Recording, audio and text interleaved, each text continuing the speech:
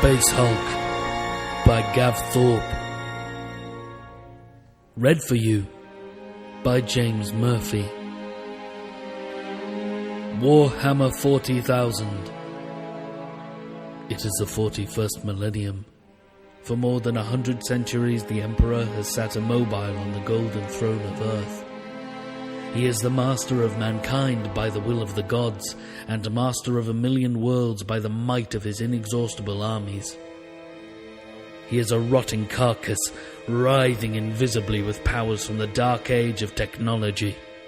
He is a carrion lord of the Imperium, for whom 1,000 souls are sacrificed every day, so that he may never truly die. Yet even in his deathless state, the Emperor continues his eternal vigilance. Mighty battle fleets cross the demon-infested miasma of the warp, the only route between distant stars, their way lit by the Astronomicon, the psychic manifestation of the Emperor's will. Vast armies give battle in his name on uncounted worlds. Greatest amongst his soldiers are the Adeptus Astartes, the Space Marines. Bioengineered super warriors, their comrades in arms are legion. The Imperial Guard in countless planetary defense forces, the ever-vigilant Inquisition, and the tech priest of the Adeptus Mechanicus, to name only a few. But for all their multitudes, they are barely enough to hold off the ever-present threat from aliens, heretics, mutants, and worse. To be a man in such time is to be one amongst untold billions. It is to live in the cruelest and most bloody regime imaginable. These are the tales of those times. Forget the power of technology and science, for so much has been forgotten, never to be relearned. Forget the promise of progress and understanding, for in the grim, dark future, there is only war. There is no peace amongst the stars, only an eternity of carnage and slaughter, and the laughter of thirsting gods.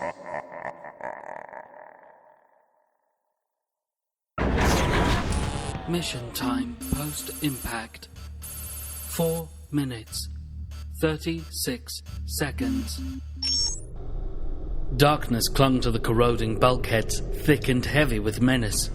Creaks and groans of contorting metal vied with the hiss of ancient pneumatics and drips from broken pipes. Something new and harsh broke the gloom of quiet and distant millennia. The metallic clump of heavy boots and star-bright rays of suit lamps. 5 huge figures strode purposefully through the confines of the derelict Space Hulk. Squad Lorenzo of the Blood Angels' First Company. They were Terminators, the best of the elite Space Marines. All of them were giants, standing more than 8 feet tall in their armor, each a prized artifact. These armored suits were the heaviest worn by any soldier of the Imperium, made of layers of titanium and ceramite, capable of withstanding the most punishing damage. In the freezing vacuum of space, or the boiling depths of a volcano, the Terminators were the deadliest warriors of the Adeptus Astartes, their skill and courage proven over centuries of battle. They came expecting victory. "Containment underway," Sergeant Lorenzo reported. The idle chatter of the squad had died away as they had neared the enemy. All were now intent upon the mission. "The Blood Angels have returned." Captain Raphael's voice crackled in Lorenzo's ear. The signal was somewhat distorted, having been broadcast more than 1,000 kilometers from where the Force Commander monitored events aboard the orbiting strike cruiser Angel's Sword. "For 6 centuries we have carried the burden of defeat, the stigma of failure. Now we redeem ourselves." 80 Terminators of the Blood Angels were establishing a foothold aboard the Space Hulk. Their mission was simple: eradicate the alien threat. Several hundred meters behind Squad Lorenzo, a cordon of veteran warriors guarded the impact site, where Tech Marines and other support was being established. When all was ready, they would advance on their foes. For the moment, however, Lorenzo and his warriors were out on their own. The squad had been tasked with destroying the controls of a still active bank of savior pods. If the enemy were allowed to escape the space hulk aboard the lifeboats, their infection could spread to other ships and distant worlds. That could not be allowed to happen. Such was the importance of containment. Lorenzo's squad was considered expendable. Heralded by the glare of their armor lights, the Space Marines advanced in single file along a winding concourse. The warrior's suit of tactical dreadnought armor filled the narrow corridor, their massive shoulder pads occasionally scraping the metal walls. Their red livery shone bright in the light of the lamps, a declaration of fearlessness and determination. The Blood Angels did not fight in the shadows. The Terminators stomped forwards, accompanied by the growl of servos and wheezing of fiber bundles from their suits. At their head, Lorenzo's sensorium showed that the maze of corridors ahead was deserted. He adjusted the range to 300 meters and caught his breath when the glowing image on his auto-sensors tinged with a smudge of green at the limit of the sensor's range. He waited several seconds, but the image did not resolve into movement. The enemy were dormant. "Section secure. Pattern fetus," the sergeant said, thumbing the activation stub on his sword. The blade hummed into life, the actinic blue of its power field bathing the corridor with flickering light. In the double-circle glare of Lorenzo's armor lamps, the corridor was laid bare.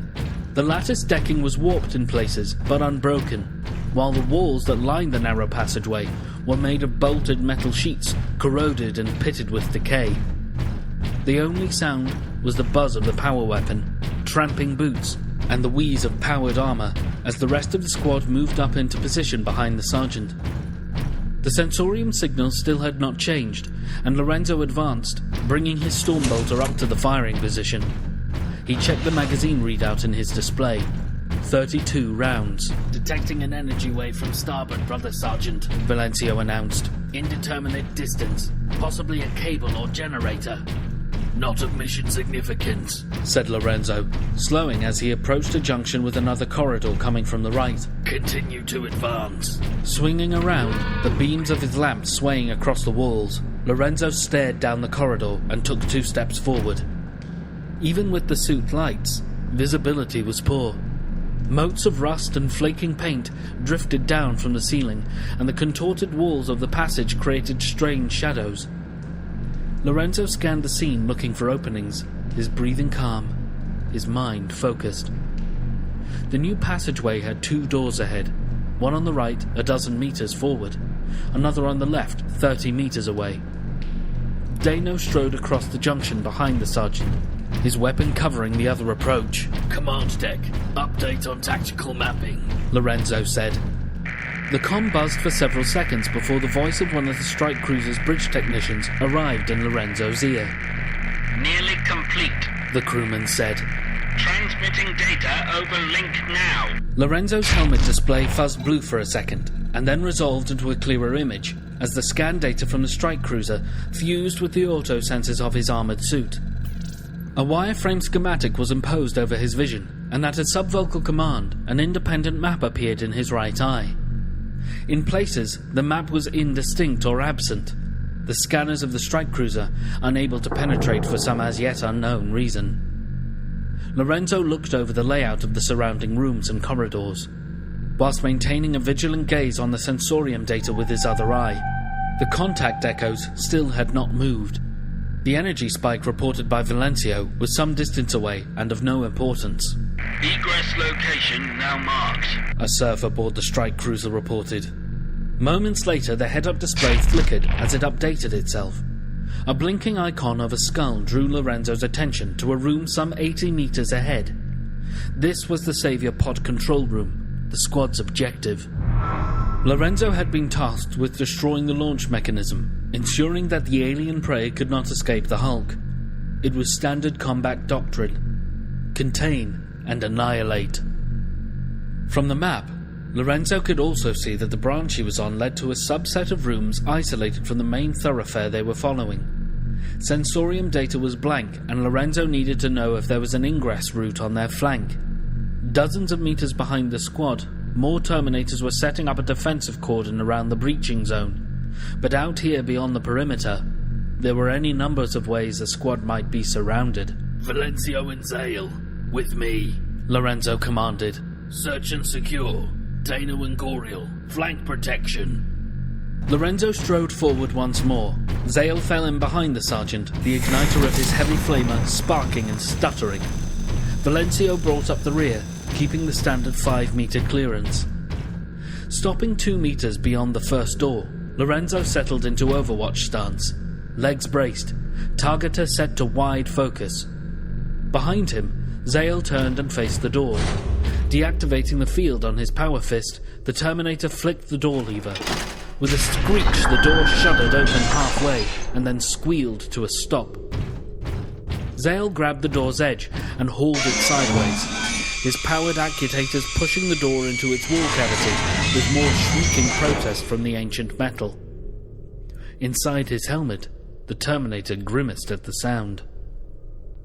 The room beyond was square, less than 10 meters to a wall, and a further door lay open on the opposite side. Cracked tiles paved the floor, thick with grime. The walls had been crudely whitewashed at some point in the distant centuries, but were now bare metal, except for the odd patch of peeling paint. Movement! Goriel's sharp warning echoed in everyone's ear. Mission time post-impact. 5 minutes. 97 seconds. The greenish fuzz on the sensorium net was shifting, resolving into individual signatures. They were rapidly closing in on the Terminator's position. The clump split into 2 groups, spreading out to the left and right. Lorenzo counted 7 distinct movements heading towards him, and 5 others circling to the other side of Dano and Goriel. Neither group's course seemed to comply with the schematic data. Secure corridor. Continue sweep. Lorenzo barked. Watch for entry points. Look for super and sub-layer approaches. The sergeant pressed ahead towards the next door. Behind him, Valencio followed, his gaze scanning left and right for breaches in the walls, floor and ceiling, checking that the sergeant's rear quarter was protected. At the back, Zale clumped across the room and stopped at an open doorway, his heavy flamer directed down the corridor beyond. Ceiling breach, Zale reported, as he caught sight of a gaping crack in a heavy pipe that ran half the length of a 50-meter corridor before turning sharply into a bulkhead. The contacts on the sensorium were less than 75 meters away from Lorenzo, and within 50 meters of Dano. Brothers, the enemy are at hand. Summon all your resolve and your animosity, Lorenzo told his squad. The sergeant reached the door and swung around to face it. It was also activated by the pull of a lever and hissed out of sight with less effort than the previous one. Lorenzo stepped forwards as soon as the door was open, allowing Valencio to continue his advance along the corridor. From a corroded grating in the floor ahead of Dano, something fast and agile sprang in the corridor. It leapt towards the Terminator on bounding legs, 4 whip-muscled arms clawing at the passageway as it righted itself. It had a bulbous purple head. The rest of its body was covered in a dark blue chitin. Its eyes glittered in the lamps of Dano's suit. Visual contact, said Dano. Confirm contact, Gene Stealer. The creature had taken only 3 strides along the corridor when Dano opened fire. The passage rang with the clamour of the Stormbolter's roar. With alien quickness, the thing leapt from one wall to the other, the Terminator's initial burst of fire ripping a trail of detonations across bare metal. Another shape emerged from the darkness as the first hurtled forward with a lithe gait, digging the claws of its upper arms into the floor to increase momentum. Dano's second salvo caught the creature across the head and back, tearing bloody chunks from it. Thick blood splashed across the walls and floors. The second creature leapt over its fallen companion without hesitation, and Dano fired again. Confirmed kill. Multiple targets approaching, Dano said calmly. He fired once more. Threat minimal. Mission time post-impact. 6 minutes. 18 seconds. Ingress, announced Zale, squeezing the trigger on his heavy flamer. A sheet of fire roared along the corridor, bathing the ceiling and the pipe with Bromedian fury. Something flailed in the inferno, soundlessly spasming as the cleansing fires melted through its carapace, flesh and the bones. Charred bodies fell from the destroyed pipework. The adhesive promethium clung to the walls, coating the corridor with white-hot flames. Cleanse and burn! Zale's spirit soared as he saw the creatures incinerated. Hold stance! Ordered Lorenzo. The staccato rhythm of Dano's Stormbolter rang through the corridors as he unloaded the weapon's magazine into the onrushing tide of creatures boiling up from the crawlspace beneath the decking. The crackle of Zale's heavy flamer sounded again as more creatures emerged in front of him. The room Lorenzo found himself in was long and thin, with stone-lined walls carved with faint patterns. A vent in the far corner to his right blew out a steady stream of dust, which swirled through the beams of the sergeant's lights as he stepped forward. There were no other doors. Lorenzo was about to turn away when he noticed that the dust from the vent had stopped. Mission time post-impact. 6 minutes, 25 seconds. A warning tone sounded, and one of the signals on the sensorium flashed red. Imminent threat. A moment later, the vent cover was smashed out, and one of the aliens was propelling itself through the air towards Lorenzo. With no time to fire, the sergeant brought his power sword up to a parry position, slicing through the outstretched claw. The Gene Stealer's 3 other clawed hands gouged furrows across Lorenzo's helmet and right shoulder guard, knocking him backward a step. Blood of Baal! Spat Lorenzo as he lashed the power sword into the creature's head, splitting it from cheek to neck in a fountain of gore. A reflexive paroxysm caused the creature to snap its arm shut, clamping onto Lorenzo's right arm, talons scratching at the outer ceramite layer of the sergeant's armor. With a grunt, he smashed the body away with his Stormbolter. He looked down at the bloodied thing sprawled on the floor. It twitched with some vestigial remnants of life, despite its grievous wounds. Memories 600 years old surfaced in the sergeant's mind.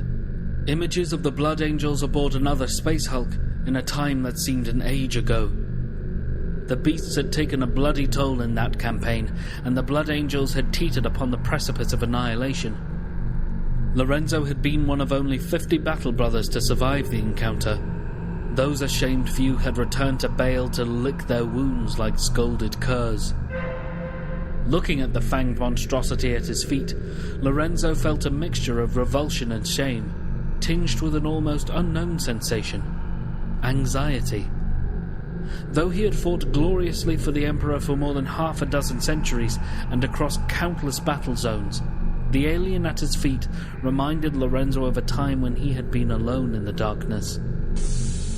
The Blood Angels had failed on that day, and the stain of defeat hung heavily in Lorenzo's mind. There was only one response to the emotions vying for control of Lorenzo's thoughts. Anger welled up inside him, a righteous ire fueled by self-loathing and a deep hatred of the creatures he faced. The Blood Angels had been bloodied, but not destroyed. They had taken the shame of failure into their hearts and nurtured it. Over the long years and decades, they took the rough ore of weakness and beat upon it with faith and resolve, honing it into a bright sword of admonition. From weakness came strength, and from adversity came the desire to prevail. The sergeant raised an armored boot and brought it down onto the Gene Stealer's head, crushing it to a pulp upon the floor. Thick blood oozed from under the Space Marine's magnetized soul and dribbled into the cracks between the tiles. This time there would be no defeat, no retreat. Mission time post-impact. 6 minutes, 29 seconds. A shout over the comm and a blazing flash on the sensorium warned that Zale was in trouble. A wave of hazy blips was speeding down the corridor towards the Terminator. Valencio responded first, slewing his armor around and pounding back towards the first room. 1 burst left, warned Zale. Save that for the objective, ordered Lorenzo. Clear for shot, snapped Valencio as he thundered into the room behind the heavy flamer-armed Space Marine. 7 or 8 of the creatures could be seen past the dancing flames left by Valencio's defensive fire. As the inferno burnt itself out, they rushed forward. Claws opened, dead eyes fixed on Zale. The Terminator took a step backwards and to one side, opening up Valencio's view of the corridor in front of him. Purge the Xenos! Laughed Valencio as he opened fire, the storm of explosive bolts from his weapon sending heads and limbs flying as their shells detonated inside their targets. The controlled fire blew apart 4 of the aliens, one after the other. Did you see that, Brother Sergeant? 4 in one volley! With a sickening click and a kick that caused the Stormbolter to shudder in Valencio's grip, the weapon stopped firing. A hazard message flickered into his helmet display. Ammunition feed jam. Mercy of the angel, Valencio muttered as 3 more Gene Stealers sprinted down the corridor towards him. Mission time post-impact. 6 minutes, 38 seconds. Goriel had worked his way forward along a tunnel that ran parallel to Dano's position.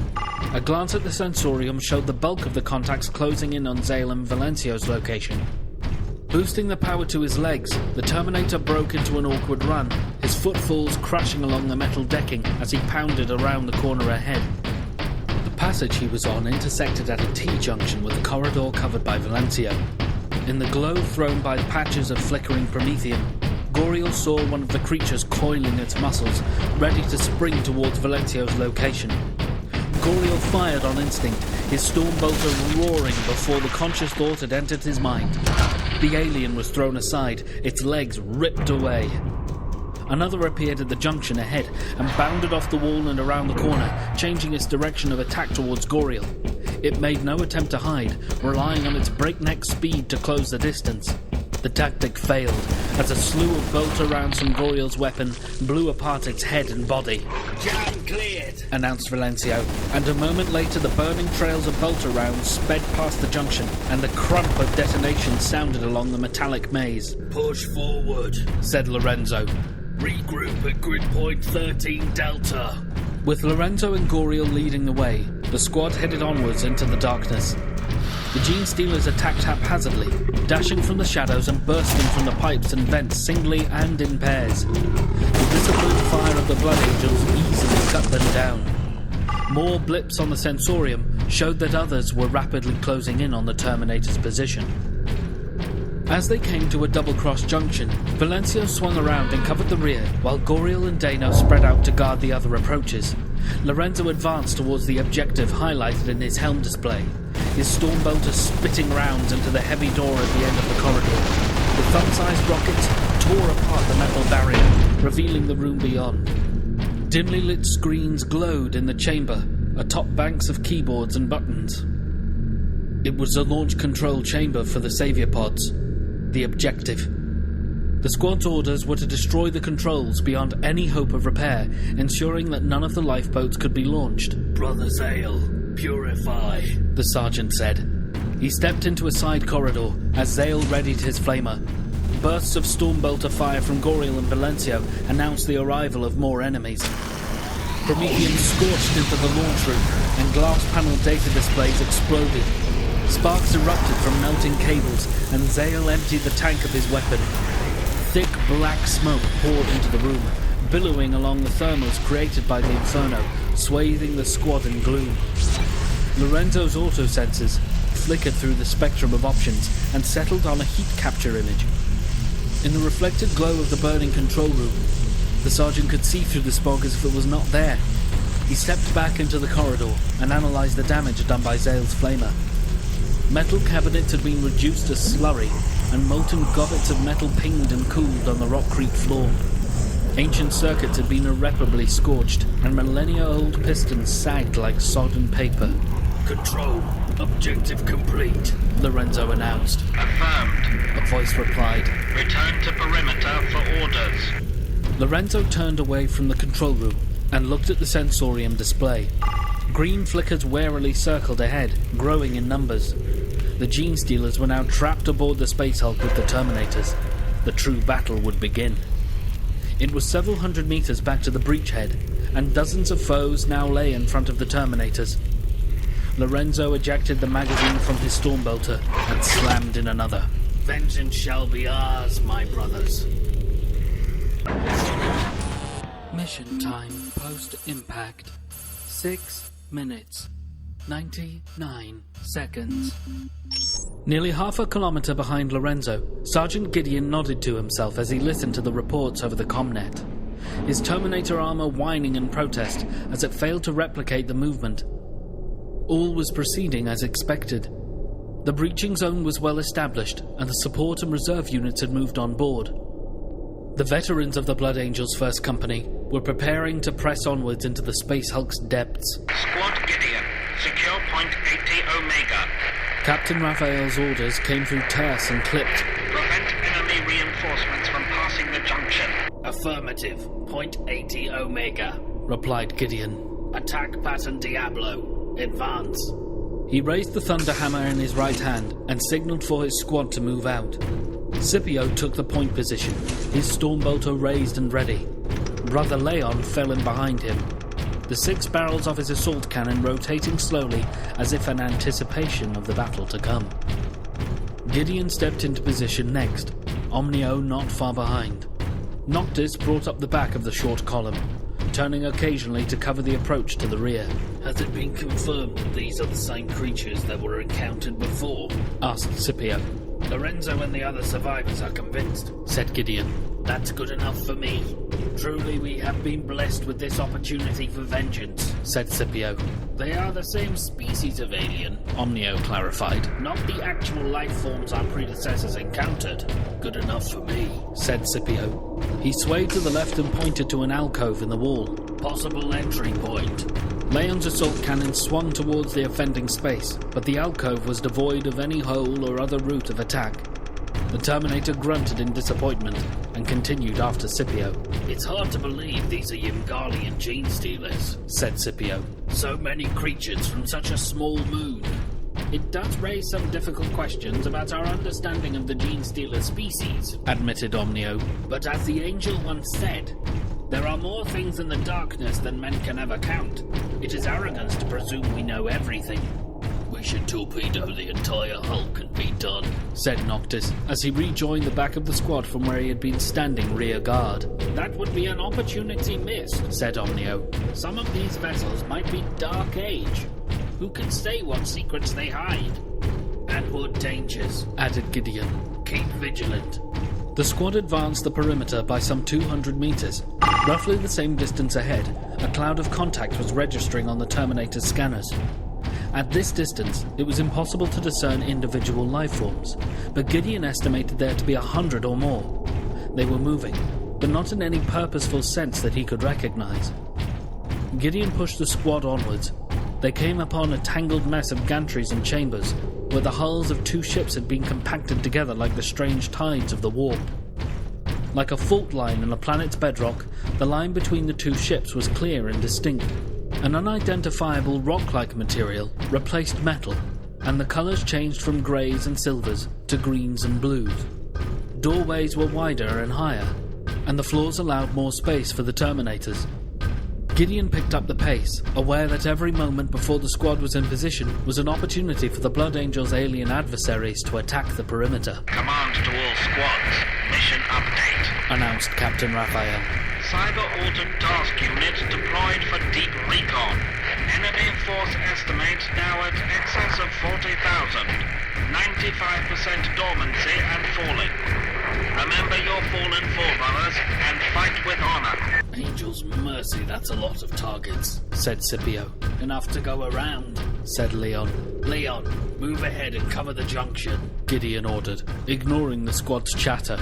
Noctis, take up flank protection position to Leon's left. The rest of you, disperse Pat and Deimos. Guard the approaches. On the sergeant's command, the squad split, each warrior disappearing into the darkness to take up his assigned position.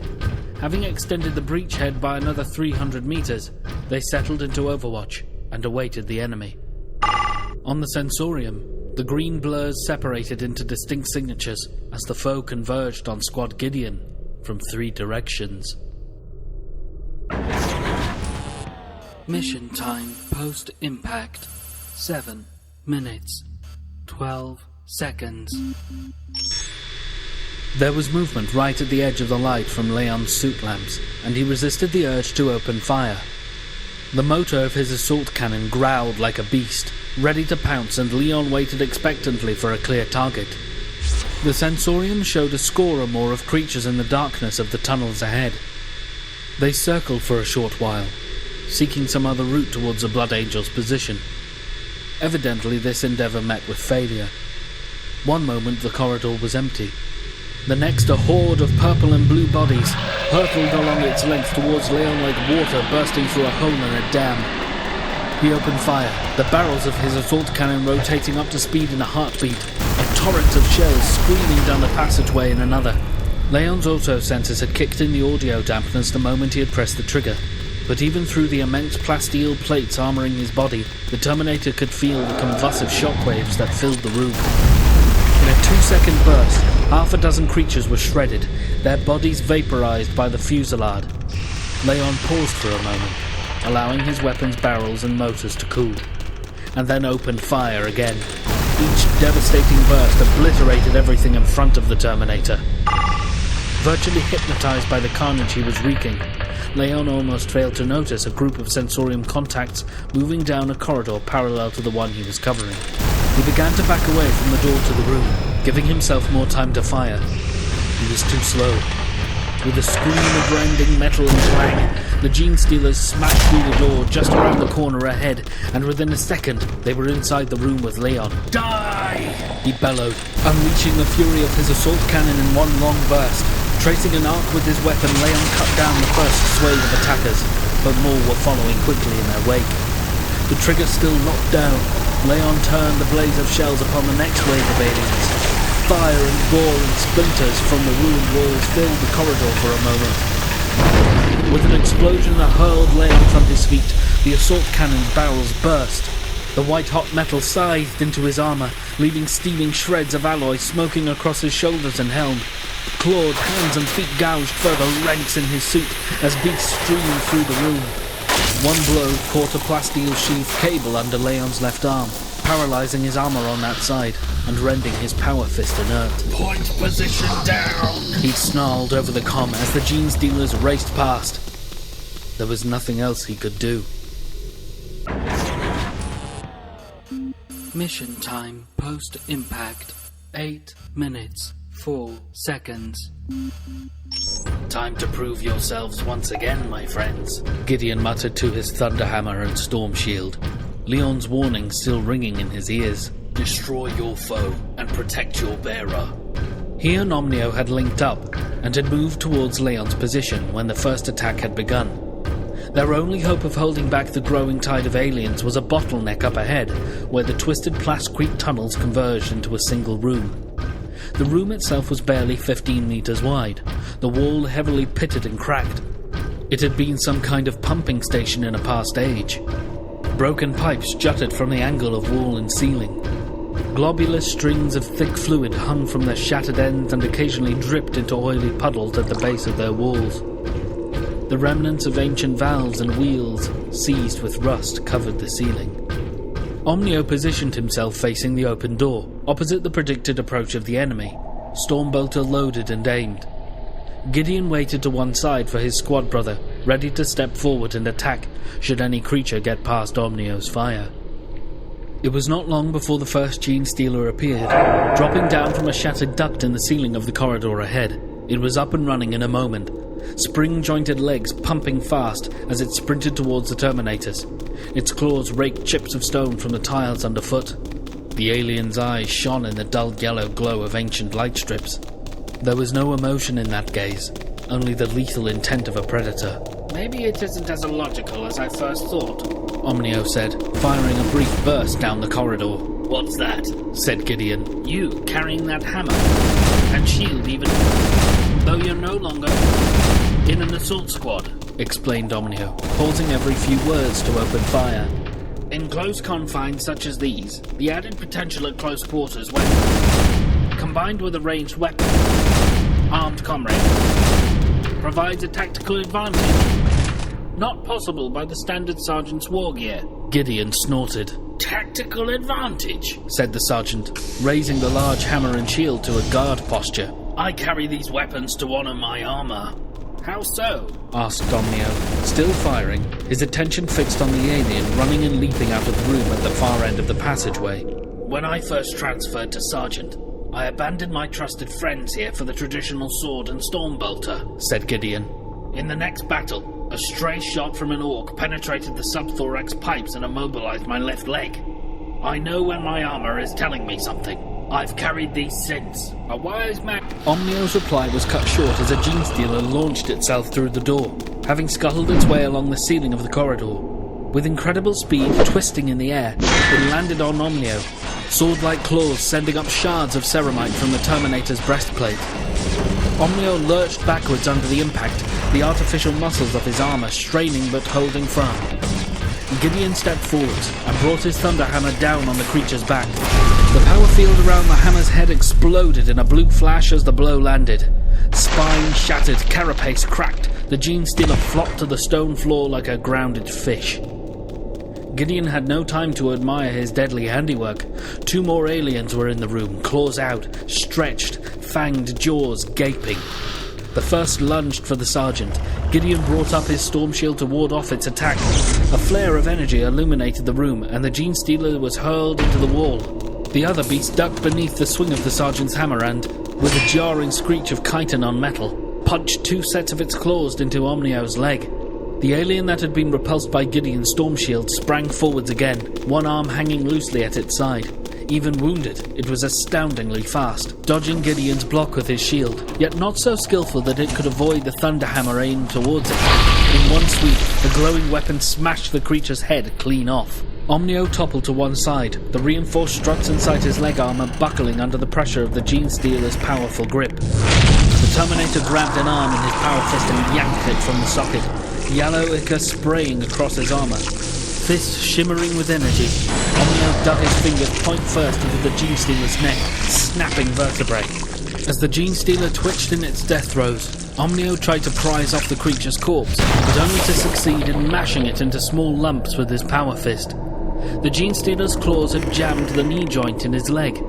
To all intents and purposes, the Terminator was now immobilized. Combat potential negated, Omnio announced disconsolately. I need a tech marine. Gideon stepped protectively between his fallen battle brother and the doorway, thunder hammer ready. On his sensorium, more blips raced towards the room. Mission time post-impact. 9 minutes, 56 seconds. A gene stealer ducked into a side corridor before Lorenzo could open fire. The one behind it was not so fortunate, and the sergeant blew it to pieces with a burst from his stormbolter. Checking his sensorium, Lorenzo noted that their foe was approaching more cautiously than before. They gathered in small groups out of sight, and then launched themselves at the Terminators in short waves. Though it showed more intelligence than the suicidal charges the gene stealers had been employing in the first phase of the battle, the tactic was still crude and easily countered. Lorenzo suppressed a moment of unease as he recalled the mass attacks of the gene stealers during his last encounter with them. On that occasion they had gathered in their hundreds, clawing and leaping over the fallen to overwhelm the Blood Angels with sheer weight of numbers. So far, only a small fraction of their foe was awake. But Lorenzo knew that as more rose from their hibernation, the attacks would get deadlier. Despite the sergeant's concerns, none of the aliens had yet broken through the cordon of Squad Lorenzo, though the Terminators were expending a considerable amount of ammunition to defend their position. The Tech Marines had resupplied the squad once already, but Zale had reported his heavy flamer tank was half full, and the rest of the squad each had only a few magazines remaining. The next supply run was due in 3 minutes. Lorenzo knew other squads were being pressed harder elsewhere along the line, and resisted the urge to request that their own re-equip be brought forward. Squad Lorenzo, this is command. Captain Raphael's voice was calm and measured, though Lorenzo could guess at the many decisions straining his attention. CAT signal is erratic. Information upload incomplete.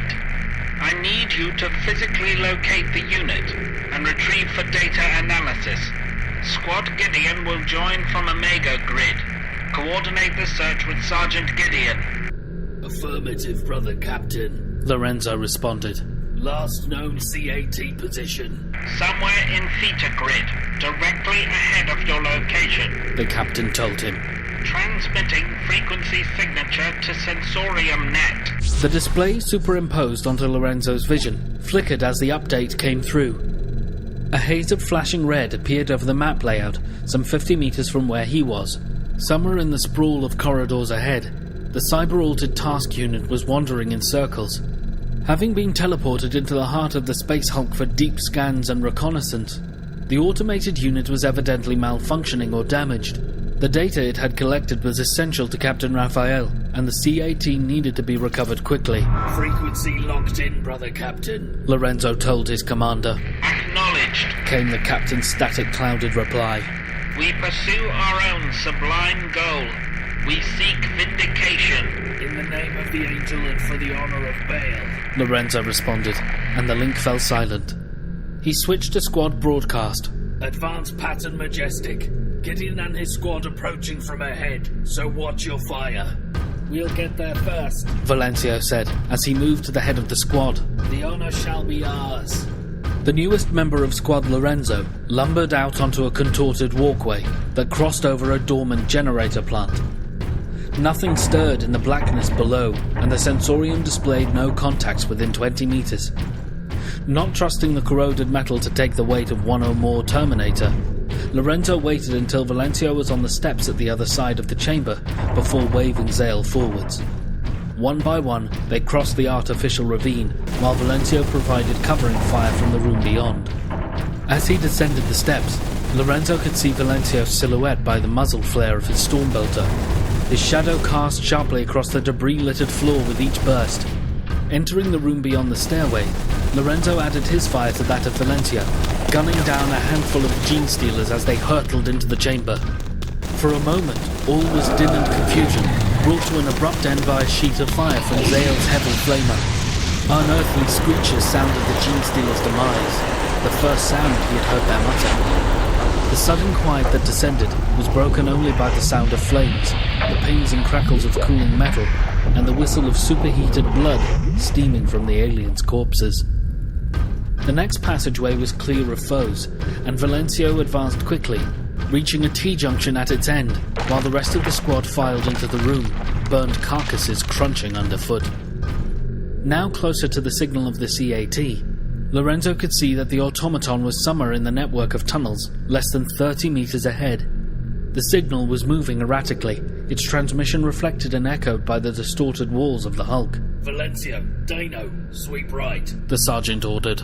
Zale and Goriel, follow my lead. Thus split, the squad made their way into the rat's nest of collapsed corridors, stairwells, rooms and ducts. Their suit lamps blazing, they cast their sharp eyes into the broken vents and under fallen workstations, seeking the task unit.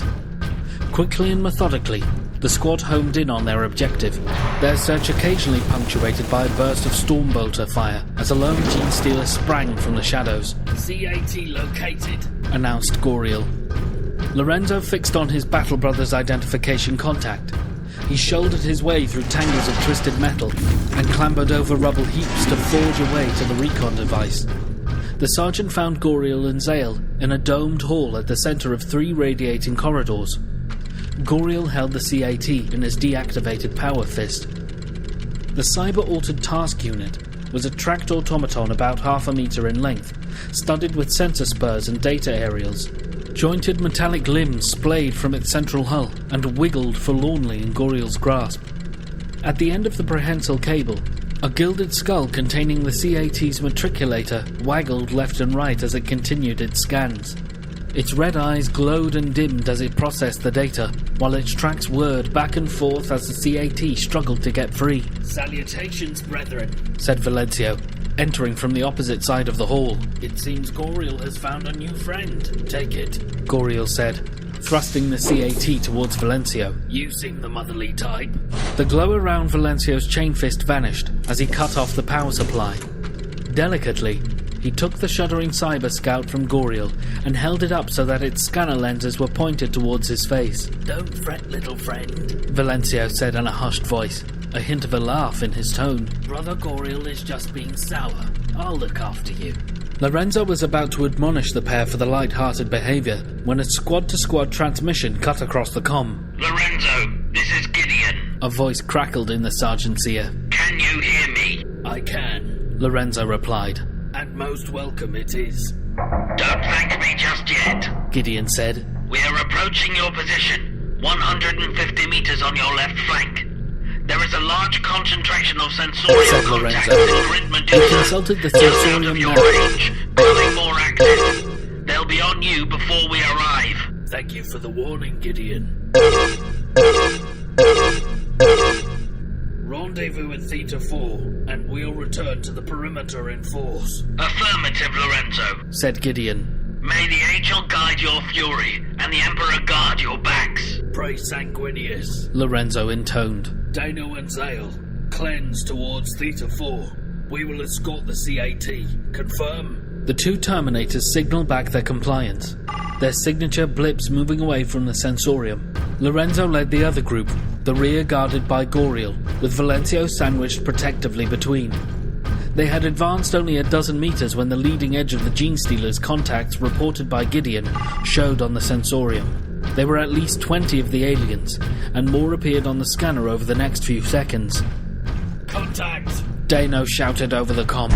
A moment later, gunfire echoed dully around the labyrinth of corridors, the sound distant and distorted.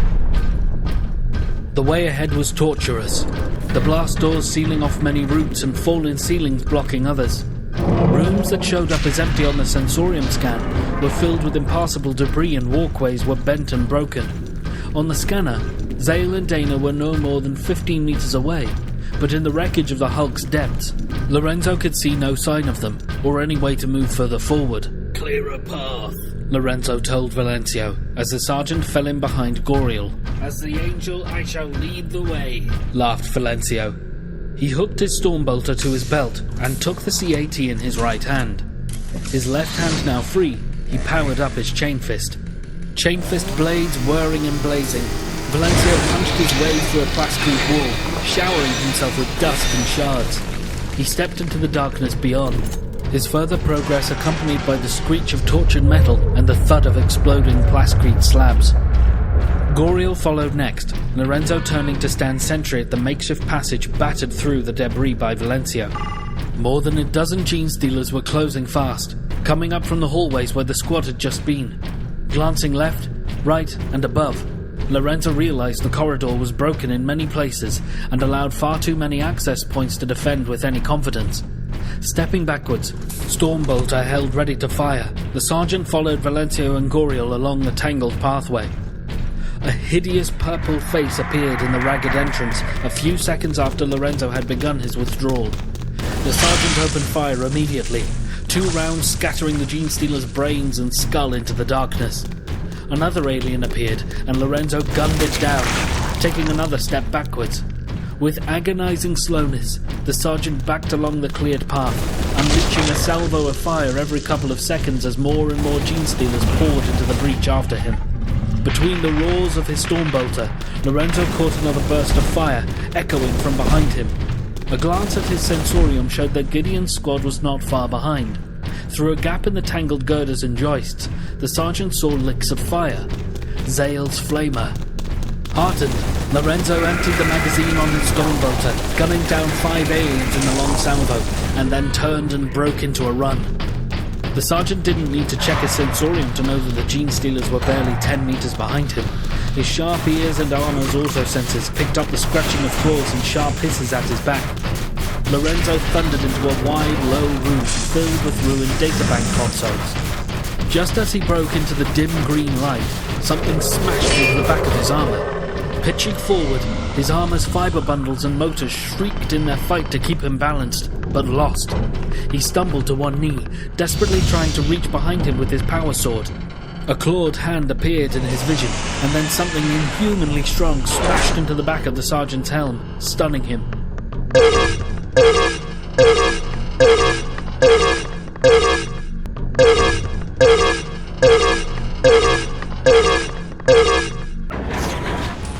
Mission time post-impact 11 minutes 67 seconds. Dano heard rather than saw Sergeant Lorenzo, a cacophonic clattering of armour and shattering tiles. His blood thundering in his ears, time seemed to slow down for Dano. Turning left towards the sound, the Terminator raised his Stormbolter to shoulder height and flicked the single fire switch. Lorenzo was down on one knee, a gene stealer perched on its back, its foot claws gripping the exhaust vents of the sergeant's armour. Both pairs of foreclaws seizing his helm, trying to twist off his head. The aiming reticule in Dano's right eye danced around the gene stealer as the alien swayed backwards and forwards, trying to lever Lorenzo's head from his shoulders. Dano didn't wait for the lock-on. His eyes were more accurate than any matriculator. He took a deep breath and fired. "Blessed be the sure shot, for they shall bring vengeance," Dano whispered as the bolt roared from the muzzle, its rocket punching it forward. A moment later, the bolt penetrated the gene stealer's left eye, and a mass-reactive warhead detonated, splitting apart the creature's head. Lorenzo tried to right himself, and another alien appeared from the hole smashed through the wall by Valencio.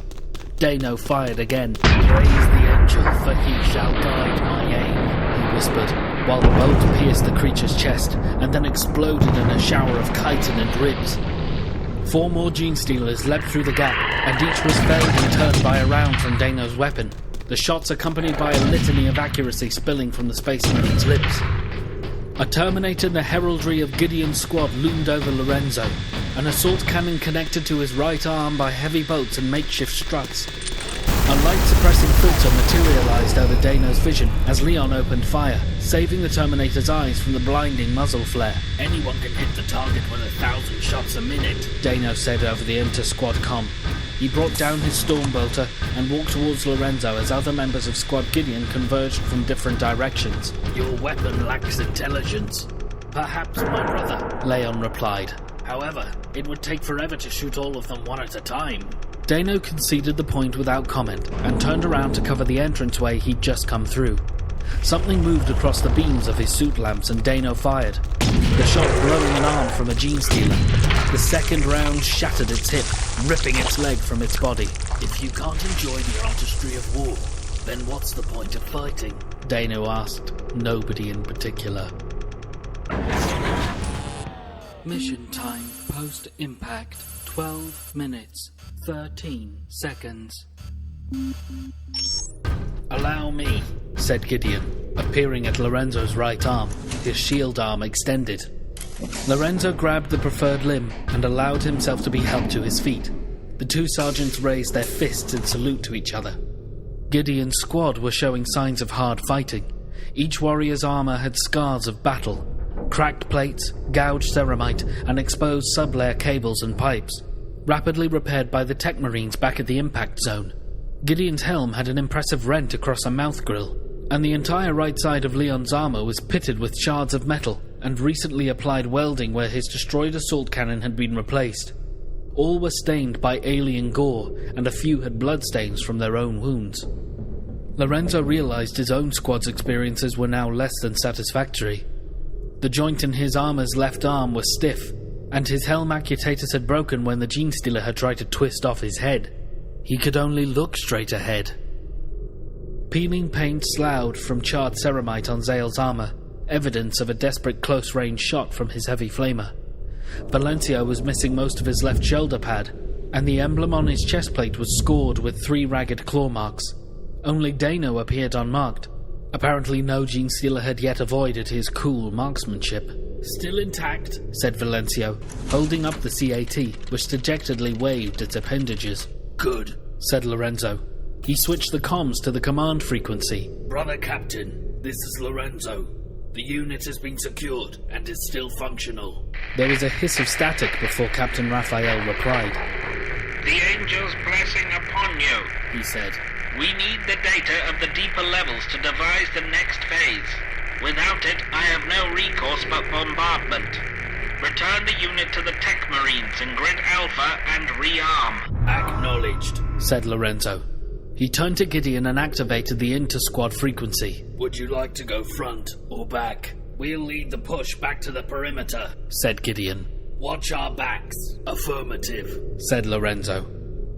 Lorenzo organized his warriors' dispositions as Gideon and his men headed off. The two squads plunged into the maze of corridors. Stormbolter fire and the deadly peal of Leon's assault cannon heralded their progress through the twist of metal and plascrete.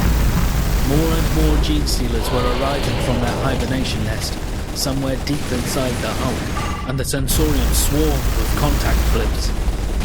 Meter by hard-fought meter, Squad Gideon and Lorenzo battled through the aliens, reaping a bloody harvest of vengeance with their weapons. Gideon's hammer and Lorenzo's power sword blazed like beacons in the dark artificial caverns and long tunnels. The flare of muzzle flash and the ruddy glow of flames marked the Blood Angels passing. Mission time post-impact 12 minutes 83 seconds. In the ruins of a derelict merchant's hold, clothed in the darkness of the void, something stirred. It surfaced slowly from anabiosis, frozen limbs and organs gradually warming, alien synapses starting to spark. All was still instinct and impressions, with no true intelligence yet. Its brood were rousing around it, their minds touching and connecting. Images flickered through its awakening subconscious. Large creatures of bright, red, impenetrable skin killed its progeny with fire and blade. Even as more of its offspring surfaced to consciousness and joined the brood mind, others disappeared. One impulse rose above all others, an evolutionary imperative that obscured all other consideration. It spread from the creature, rippling out through the brood, instilling them with a single directive: destroy.